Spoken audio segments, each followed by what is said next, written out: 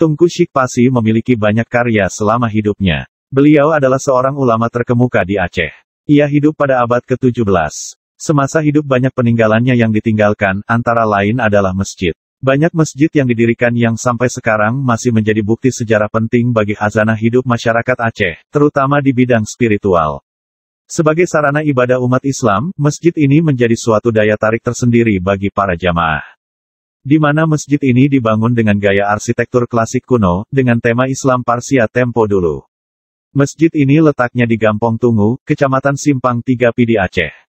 Sekarang masjid ini masih berdiri kokoh, sebagai bukti sejarah Islam, bahwa masa kejayaan Islam pernah dicapai di masanya. Masjid ini nampak dirawat dengan baik. Menurut sumber yang kami himpun, masjid ini sering dijadikan sebagai tempat salat berjamaah, meskipun terdapat masjid baru di sampingnya. Selain itu, masjid ini terlihat dengan ukiran-ukiran seni ukir yang indah. Di dalam terdapat sebuah batang bambu, yang pernah digunakan untuk mengumandangkan azan, sebelum teknologi audio digital merambah masa depan di daerah tersebut. Sementara itu, terdapat pula sebuah mimbar yang dijadikan sebagai sarana penyampaian dakwah. Dan mimbar itu juga terdapat ukiran menarik bagaikan sebuah mahkota raja yang diukir begitu menarik.